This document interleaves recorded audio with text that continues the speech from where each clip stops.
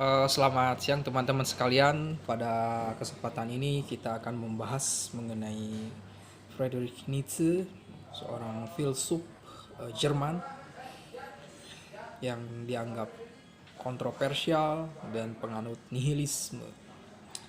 Lepas dari bagaimana Nietzsche sering mencemooh para evolusionis Inggris dan para nasionalis Jerman, kita pantas mengatakan bahwa berdasarkan pada pemikiran-pemikiran filsafatnya, ia adalah anak dari Darwin dan saudara laki-laki dari Bismarck. Nietzsche mengembangkan filsafat etika berdasarkan teori evolusi. Baginya, kalau hidup adalah perjuangan untuk bereksistensi, di mana organisme yang paling pantas untuk hiduplah yang berhak untuk terus melanjutkan kehidupannya. Maka kekuatan adalah kebajikan yang utama dan kelemahan adalah keburukan yang memalukan. Yang baik adalah yang mampu melangsungkan kehidupan, yang berjaya dan menang. Yang buruk adalah yang tidak bisa bertahan, yang terpuruk dan kalah. Hidup adalah medan laga, tempat seluruh makhluk bertarung agar bisa terus melanjutkan hidupnya. Dan dalam pertarungan yang kita namakan kehidupan itu, kita tidak memerlukan kebaikan, melainkan kekuatan. Yang dibutuhkan dalam hidup bukanlah kerendahan hati, melainkan kebanggaan diri, bukan altruisme, melainkan kecerdasan yang amat tajam. Dan hukum kehidupan bukanlah hukum yang dibuat oleh manusia, melainkan hukum yang dibuat oleh alam. Kesamaan dan demokrasi bertentangan dengan kenyataan seleksi alam dan kelangsungan hidup. Keadilan berlawanan dengan kekuasaan yang merupakan wasit sejati dari seluruh perbedaan dan seluruh nasib makhluk hidup. Kalau semua itu benar, maka tidak ada manusia yang lebih bermakna dan hebat daripada Bismarck. Ia adalah seorang manusia yang jujur dan tahu persis mengenai kenyataan hidup. Ia dengan berani mengatakan tidak ada altruisme dimanapun di dunia ini, dan isu-isu kehidupan modern sesungguhnya diputuskan bukan oleh kesepakatan bersama atau oleh musyawarah untuk mufakat, melainkan oleh darah dan besi. Tidak ada seorang manusia pun yang memiliki keberanian seperti Darwin dan Bismarck, karena pemikiran Darwin dan aksi-aksi politik Bismarck pasti berbenturan dengan common sense dan kemanusiaan. Akan tetapi Nietzsche memiliki keberanian yang lebih hebat dari kedua tokoh tersebut. Ia membangun filsafat yang mengembangkan dan membenarkan pemikiran dan tindakan mereka serta menarik konsekuensi yang jauh lebih luas sehingga berbenturan secara keras. Bukan hanya dengan common sense dan kemanusiaan, tapi juga secara langsung dengan terang-terangan dengan gereja atau agama. Ia adalah seorang filsuf yang selama hidupnya selalu menabuh genderang peperangan. Begitulah Nietzsche. Hidup Nietzsche. Nietzsche adalah seorang anak pendeta terkemuka. Ayahnya jadi seorang pendeta. Garis panjang kependetaan membentang pada keluarga ayahnya. Ibunya adalah seorang penganut Kristen yang taat. Pola hidupnya lebih teratur ketimbang seorang Immanuel Kant. Kematian ayahnya yang masih relatif muda membuat pola asuh ibunya lebih dominan. Nietzsche dididik dalam atmosfer yang penuh kehalusan dan kelembutan seorang wanita. Ia membenci anak-anak nakal tetangganya yang mencuri sarang-sarang burung walet dan merusak tanaman-tanaman, bermain tentara-tentaraan dan menceritakan kebohongan-kebohongan. Teman-teman sekolahnya memanggil Nietzsche sebagai pendeta cilik, dan beberapa di antara mereka menggambarkannya sebagai seorang Yesus yang hidup kesepian di biara. Hobinya adalah menyendiri dan membaca Bible atau membacakannya untuk orang lain agar mereka mencucurkan air mata. Dalam dirinya terdapat semangat, kehormatan, dan kebanggaan. Ketika rekan-rekan sekolahnya mencemooh dan meragukan kisah tentang Mutius Scaevola, dengan sengaja ia membakar setumpuk korek api dan dalam genggaman tangannya. Kejadian itu hanyalah satu di antara banyak insiden yang tipikal pada dia. Seluruh hidupnya dihabiskan untuk mencari perlengkapan fisikal dan intelektual agar maskulinitas yang diidealkannya semakin kokoh dan kuat. Pada usia 18 ia kehilangan kepercayaan kepada Tuhan dan menghabiskan sisa hidupnya untuk mencari Tuhan yang baru. Ia seperti orang yang telah mempertahankan seluruh hidupnya pada sebuah lemparan dadu yang kalah. Ia lalu menjadi seorang yang teramat sinis pada dunia. Dulu agama merupakan sumsum hidupnya, tetapi sekarang hidup menjadi kosong dan tidak bermakna. Ia tiba-tiba menjalani suatu periode pesta pora sensual bersama teman-teman perempuannya di sekolahnya di Bonn dan Leipzig. Pada periode yang sama, ia pun menjalani kehidupan yang penuh dengan simbol kejantanan seperti merokok dan mabuk-mabukan. Namun periode itu tidak berlangsung lama. Segera ia menjadi benci pada anggur, perempuan, dan tembakau. Ia bereaksi pada segenap bir mukhlit Kate negeri dan zamannya. Orang yang minum bir dan menghisap tembakau katanya tidak memiliki persepsi yang jernih dan pikiran yang dalam. Tahun 1865 ia menemukan karya Schopenhauer, Dunia sebagai Kehendak dan Ide, dan menemukan di dalamnya sebuah cermin yang memantulkan dunia, kehidupan, dan hakikat diri. Ia membaca dengan teliti setiap kata dan ungkapan dalam buku itu. Seperti orang yang sedang kelaparan menemukan setumpuk makanan, warna gelap filsafat Schopenhauer menanamkan kesan mendalam pada jiwanya, dan bukan hanya ketika ia menjadi pengikut setia Schopenhauer sebagai pendidik, tetapi juga ia ketika mencela pesimisme sebagai suatu bentuk dekadensi. Ia masih tetap tinggal di tempat yang paling dasar dari ketidakbahagiaannya. Sistem saraf Nietzsche tampaknya sudah terpola untuk menderita. Hanya Spinoza dan Goethe yang menyelamatkannya dari Schopenhauer. Tetapi meski ia mengajarkan akuinimitas dan amor fati, ia tidak pernah mempraktikannya dalam kehidupan nyata. Keteduhan jiwa dari kebijaksanaan dan ketenangan hati dari roh yang seimbang tidak pernah terpantul dalam sikap tindakannya. Pada usia ke-23 ia bergabung dengan angkatan bersenjata untuk berperang. Akan tetapi akibat jatuh dari kuda yang membuat ia terluka dan tidak pernah sembuh, ia harus meninggalkan kesatuannya. Pengalaman militernya yang begitu singkat meninggalkan jejak yang amat dalam pada dirinya. Kehidupan Spartan yang amat keras untuk memerintah dan mematuhi perintah, untuk memiliki daya tahan yang disiplin yang tinggi menyentuh imajinasinya. Ia memuja dan mengagung-agungkan para serdadu karena kesehatannya tidak akan mengizinkannya untuk menjadi seperti mereka. Dari kehidupan militer yang keras, ia lalu beralih ke kehidupan yang berlawanan, kehidupan akademis sebagai seorang ahli bahasa filolog. Bukannya menjadi seorang pahlawan perang, ia malah menjadi seorang doktor filsafat. Pada usia 25 tahun ia ditunjuk menjadi pimpinan filologi klasik di Universitas Basel. Dari tempat ini ia dapat mengagumi ironi-ironi berdarah Bismarck. Ia benci pada pekerjaan yang tidak heroik, yang menghabiskan waktu di belakang meja.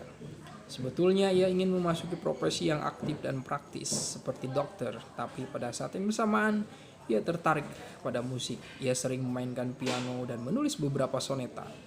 Tanpa musik, tanpanya hidup merupakan suatu kekeliruan.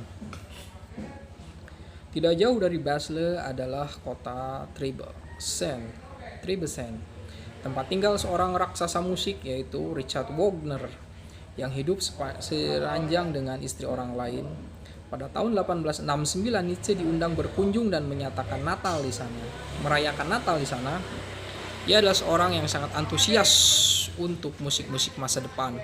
Wagner menyambut baik antusiasme seorang tokoh muda terkemuka di universitas seperti Nietzsche.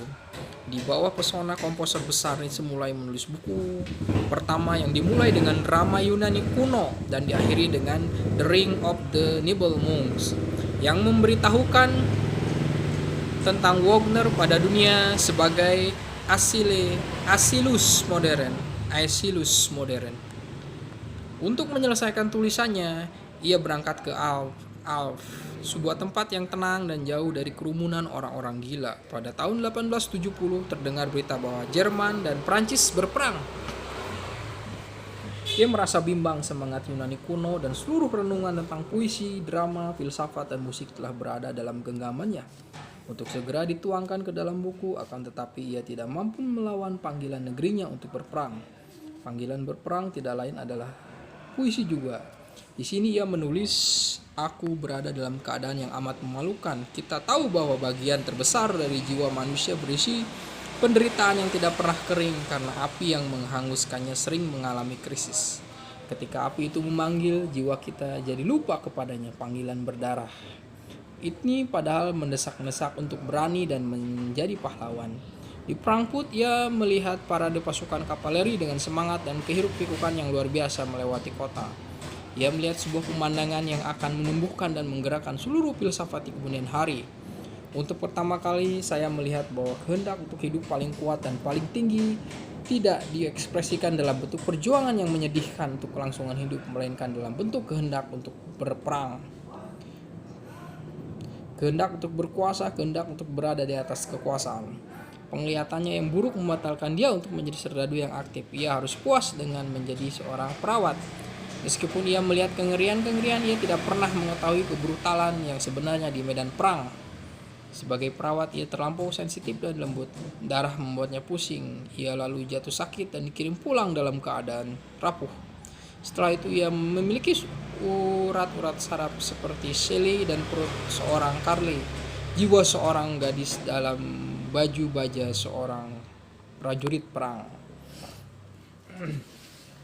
Awal tahun 1872 Nietzsche mempublikasikan buku pertamanya, yaitu The Birth of Tragedy Out of the Spirit of Music. Tidak pernah ada seorang filolog pun yang berbicara sedemikian liris. Ia berbicara tentang dua dewa dalam kesenian Yunani yang dipuja oleh orang-orang Yunani kuno. Yang pertama adalah Dionysius atau Bacchus, yaitu dewa anggur, dan pesta pora, dewa kehidupan yang ekstatis, dewa inspirasi, emosi dan naluri, dewa petualangan dan penderitaan, dewa musik, tarian dan drama. Yang kedua adalah Apollo, yakni dewa kedamaian, waktu senggang dan harmoni, dewa emosi, estetik, kontemplasi intelektual, dewa keteraturan logis, ketenangan filosofis, dewa lukisan, patung, dan puisi epik. Kesenian Yunani kuno paling agung adalah kesatuan dari dua cita-cita, yaitu kekuasaan maskulin Dionysius dan yang perkasa dan keindahan feminin Apollo yang lembut. Dalam semua drama, Dionysius mengilhami paduan suara yang gegap gempita, dan Apollo mengilhami dialog. Paduan suara tumbuh secara langsung dari prosesi satiris para pemuja Dionysius. Dialog tumbuh dari hasil perenungan tambahan reflektif pada pengalaman emosional. Ciri yang paling mencolok dari drama Yunani kuno adalah penaklukan Dionysius terhadap pesimisme melalui seni. Bangsa Yunani bukanlah bangsa penggembira dan teramat optimistik seperti yang sering kita temukan dalam rapsodi-rapsodi modern tentang mereka. Bangsa Yunani adalah bangsa yang mengetahui secara tepat tragedi serta sengatan-sengatan kehidupan yang sesungguhnya, dan mereka mengungkapkannya dalam bentuk karya seni yang agung. Ketika Midas bertanya pada Silenus tentang apakah nasib merupakan sesuatu yang terbaik bagi manusia, Silenus menjawab, "Oh, anak-anak dari kemalangan dan penderitaan, mengapa kau memaksaku untuk mengatakan apa yang terbaik dari apa yang sebetulnya tak pernah terdengar? Yang terbaik dari semuanya tidak akan pernah mungkin tergapai, tidak pernah lahir dan tidak pernah ada." Yang kedua, terbaik mati muda. Yang jelas bahwa para pembuat rapsodi tersebut telah belajar dari Schopenhauer atau dari orang-orang Hindu. Bangsa Yunani sejati adalah bangsa yang berhasil mengatasi kegelapan penderitaan dengan kecerdasan keseniannya. Dari penderitaannya sendiri mereka membuat wahana drama dan menemukan bahwa hanya dengan menjadikan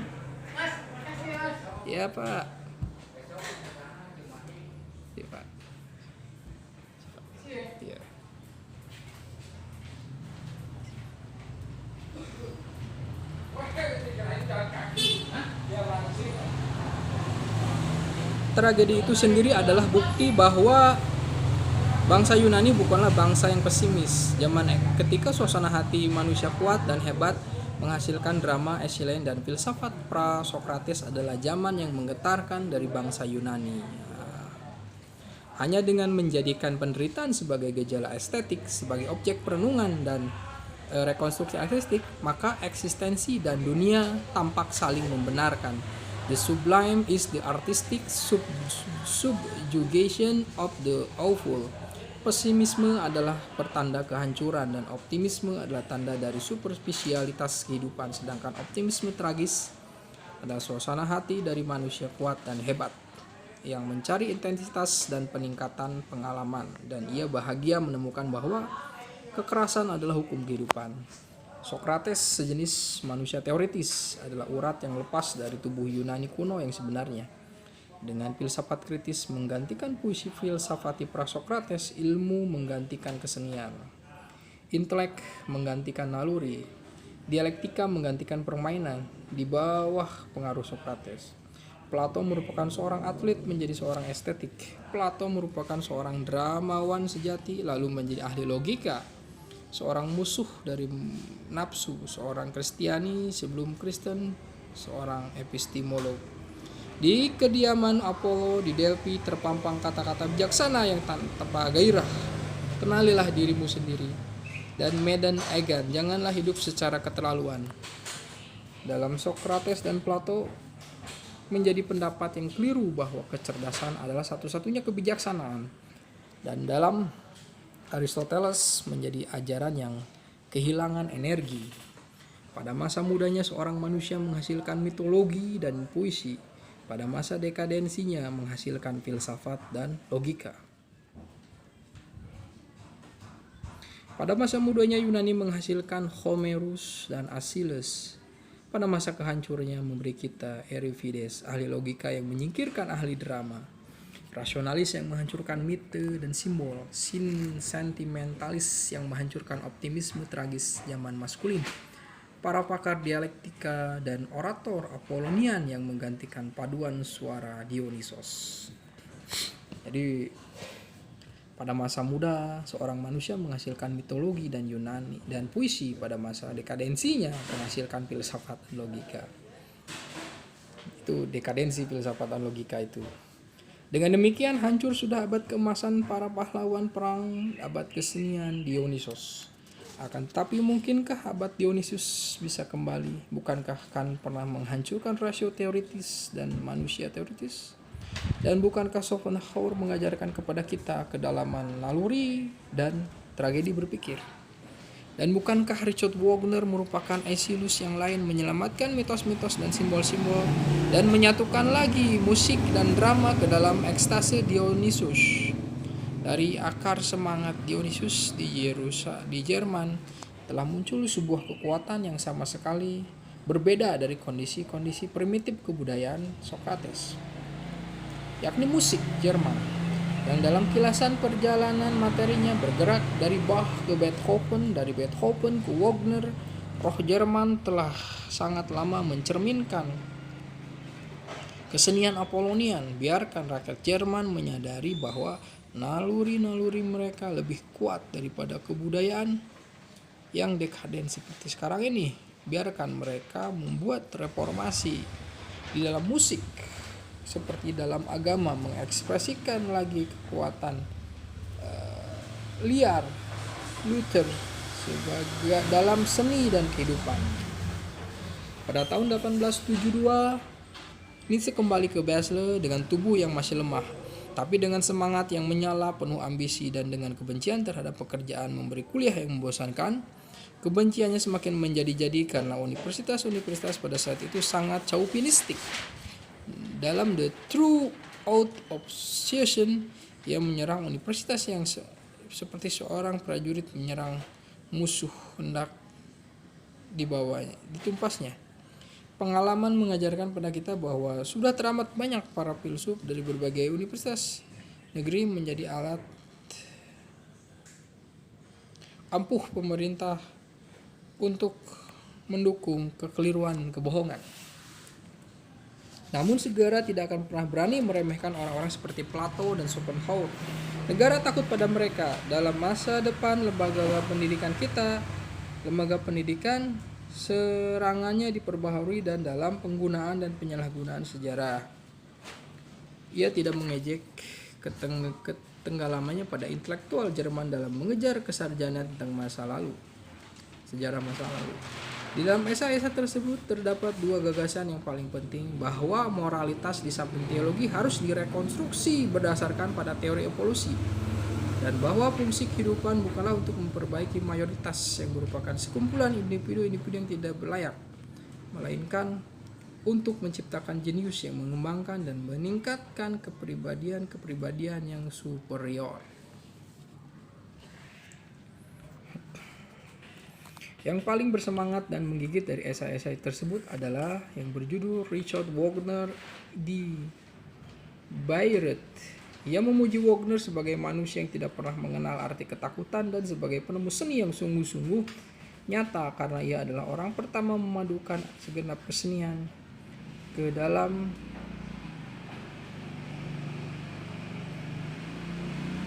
satu sintesis estetik yang besar, dan menyerukan kepada bangsa Jerman untuk menyadari makna yang luar biasa dari festival Wagner yang akan datang.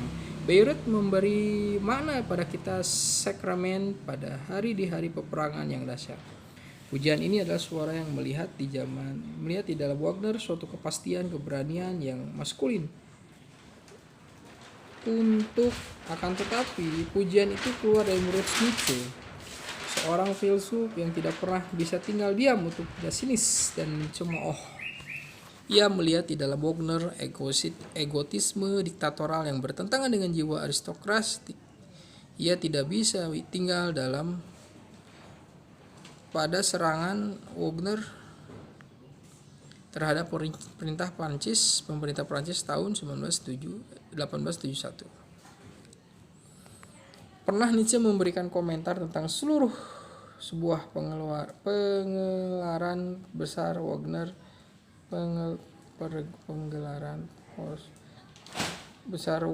yang berlangsung beberapa malam secara berturut-turut pada tahun 1876. Komentarnya itu amat menghinakan Wagner. Saya sudah punya visi tentang sebuah drama yang dirasuki oleh simfoni, suatu bentuk yang terlampau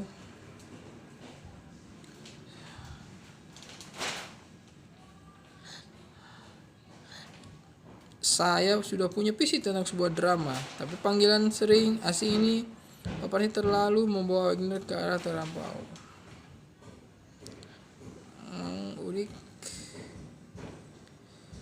Wagner, dunia telah lama dipengaruhi oleh Timur. Kini orang mulai rindu pada Yunani. Pernah Nietzsche. Dari sini ia beralih ke ilmu.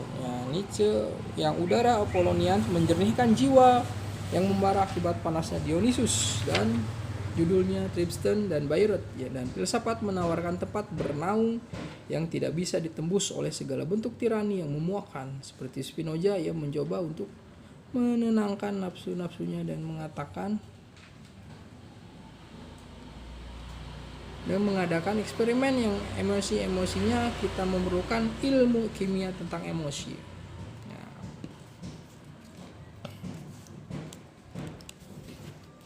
Ungkapan Nietzsche yang paling kontroversial ada di bukunya yang berjudul Zarathustra. Hiduplah dalam keadaan perang, hiduplah menghadapi bahaya. Dan ingatlah untuk jangan percaya. Zarathustra yang baru turun dari gunung bertemu dengan seorang petapa tua yang mengajak berbicara tentang Tuhan. Namun ketika Zarathustra sendirian, ia berkata dalam dirinya, apakah semua ini mungkin?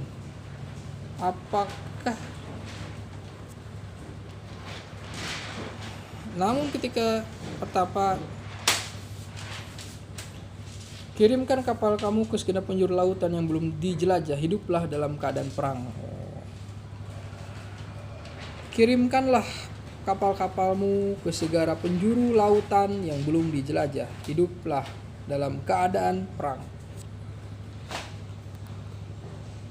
Petapa tua yang hidup di dalam lautan itu pasti belum mendengar bahwa Tuhan telah mati.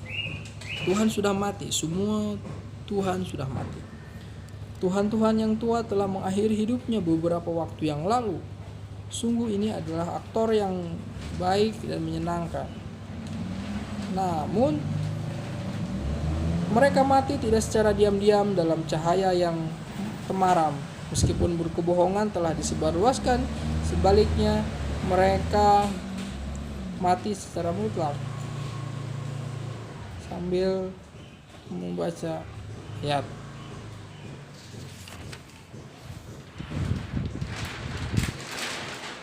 Mati, dan seorang Tuhan yang berjenggot kelabu, yang pencemburu jadi lupa diri, dan kemudian semua Tuhan tertawa terbahak-bahak, sehingga kursi yang mereka duduki terguncang-guncang. Lalu mereka berteriak, apakah ketuhanan berarti bukan hanya ada para Tuhan, melainkan tidak ada Tuhan?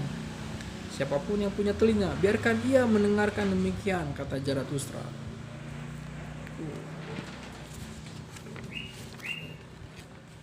Mati sudah semua Tuhan. Sekarang kita akan melihat manusia unggul hidup. Aku ajarkan engkau manusia unggul. Manusia adalah sesuatu yang harus kau lampaui. Apakah kau sudah melampauinya? Apa yang baik pada manusia adalah bahwa ia merupakan jembatan dan bukan tujuan. Apa yang bisa dicintai dari manusia adalah bahwa ia merupakan peralihan dan tugas yang menghancurkan. Aku cinta pada manusia yang tidak tahu bagaimana hidup, selalu menghancurkan. Mereka adalah anak-anak panah yang diarahkan pada ujung pantai yang lain. Aku cinta manusia yang tidak mengatasi binatang gemintang untuk menghancurkan dan dikorbankan, tapi yang mengorbankan diri sendiri untuk bumi. Moralitas. Bagi Nietzsche, Zarathustra ada kitab suci dan semua bukunya yang ditulis kemudian dipandang sebagai komentatornya. Dalam kesepian yang lebih mencekam daripada sebelumnya, Nietzsche menulis beberapa naskah yang kemudian dikumpulkan dalam dua judul, Beyond God of Evil dan The Genealogy of Moral.